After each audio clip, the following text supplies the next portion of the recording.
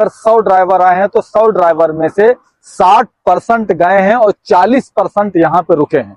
अब उसका रीजन ये है, पहले वाले ड्राइवरों का जो यहाँ पे उन्होंने काम करके दिखाया है वो काम इतना खास नहीं था, जिस वजह से हम लोगों की जो नए ड्राइवर में जो हम लोग आ रहे हैं, जो बुला रहे हैं, वो ज्यादातर लोग वापस चले जा रहे हैं। वापस जाने का रीजन ये है कि उसको यहाँ आने में कम से कम 4 महीना, 5 महीना, 6 महीना उसको टाइम चाहिए होता समझने के लिए, क्योंकि इंडिया में जो वो गाड़ी चलाते हैं वहां के हिसाब से और यहाँ के हिसाब से जमीन आसमान का फर्क। जबकि अगर देखा जाए तो इंडिया का ड्राइवर किसी भी कंट्री में सक्सेस हो सकता है, क्योंकि वहां पे ड्राइविंग करना बहुत मुश्किल है। अगर किसी गल्फ कंट्री में जा रहे हैं तो यहाँ पे इतना बड़ा इशू इस वजह से नहीं है कि यहाँ पे सारे लोग रूल फॉलो करते हैं, और हम लोगों को रूल इंडिया में फॉलो कहीं कहीं करना पड़ता है, ऐसा नहीं, मगर कहीं कहीं पे ज्यादातर नहीं करना पड़ता है रूल फॉलो।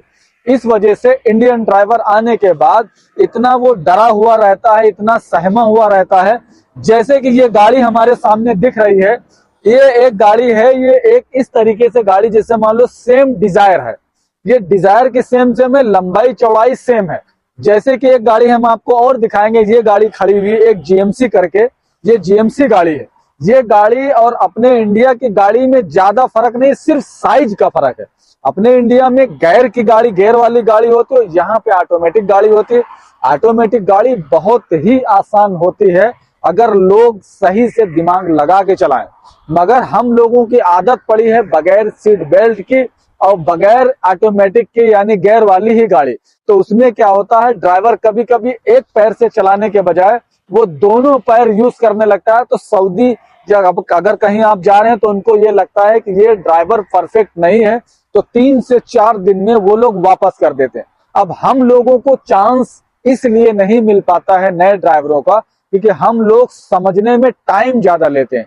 अगर हम लोग 8 से 10 दिन या 1 हफ्ते के अंदर हम अपना सारा सिस्टम समझ जाएं और 1 हफ्ते के अंदर हम रोड पे आ जाएं गाड़ी लेके, हम लोगों की डिमांड बढ़ जाएगी।